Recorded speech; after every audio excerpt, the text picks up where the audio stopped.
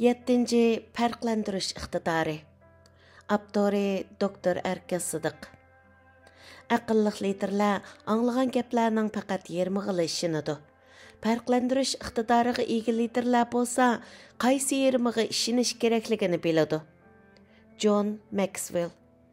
To'shikning birinchi qoidasi. Siz bir to'shikka kirib qolganda, uni davomli qo'llashni to'xtating. Molly Evans, obzorchi. Farqlantirish iqtidori bir masalaning yiltizi yoki tüp sababini tepish iqtidorini ko'rsatadi. Kishilar shunday bir iqtidor orqali masalaning yiltizini tepishda ham bevosita tuyg'uga taynadi, ham ratsional tafakkurga taynadi.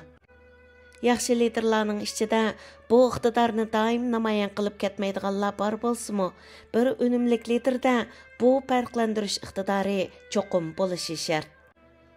Farqlantirish iqtidori ish unumini eng yuqori darajaga opirishni istaydigan har bir liderda cho'qim bo'lishga tegishli iqtidorlarning biri. Bu iqtidor tövendeki ishlarda zo'r yordamda bo'ladi. Birinchi, masalaning yiltizi yoki tüp sababini tepish. Cho'ng idora yoki cho'ng tashkilotlarning liderlari har kuni cho'ng qalaymaqonchilik va har xil murakkab ishlarga duch kelib turdi.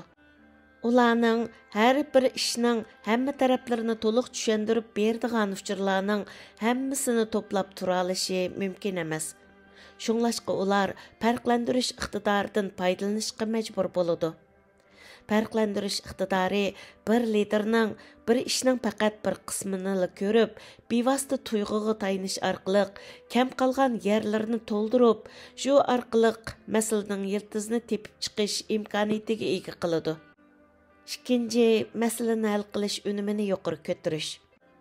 Agar siz bir masalaning yiltizini ko'ra oladigansiz, uni cho'qim hal qila olasiz.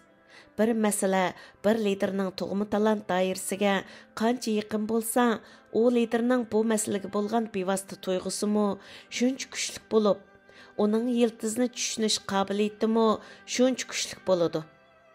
Agar siz o'zingizning farqlantirish iqtidori jihatdagi yoshirin iqtidoringizni to'liq joriy qildirmoqchi bo'ladigansiz, siz o'zingizning ortiqchiliklarini to'liq joriy qildirish jihatda ko'proq tirishchanlik ko'rsating.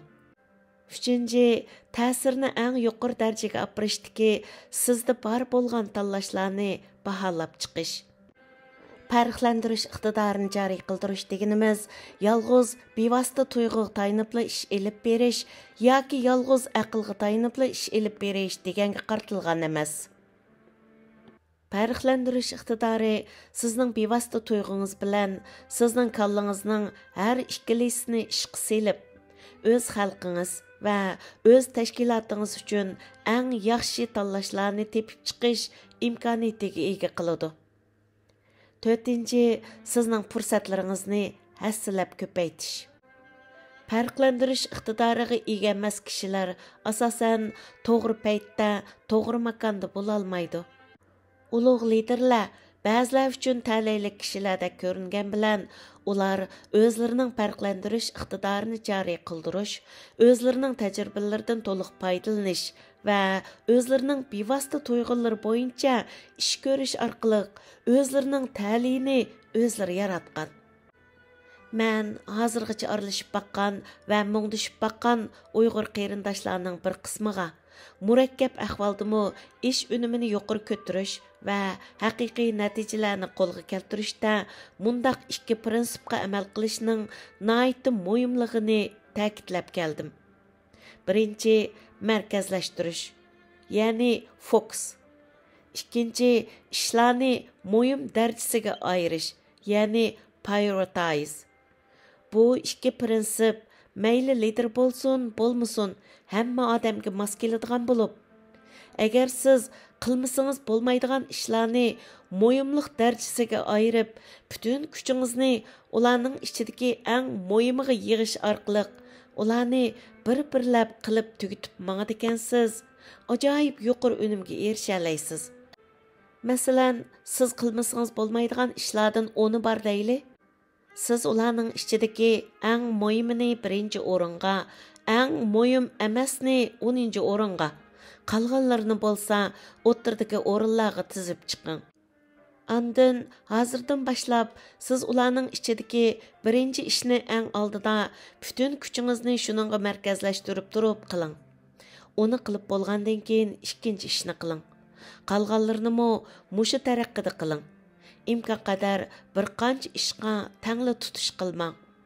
Bu ishlar mayli bir tashkilot yoki shirkatning ishi bo'lsin, yoki sizning oilangizning ishi bo'lsin, yoki sizning xizmatingizdagi ish bo'lsin, qaysisi bo'lsa bo'laverdi. Mümkün bo'lsa, siz bugundan boshlab bu ikki prinsipni sinab beqing. Maqolaning mazkur qismida so'zlangan farqlantirish iqtidori sizning ishlarni ashundaq mo'yimliq darajasiga ayirib chiqish iqtidoringiz bilan zich munosabatlik.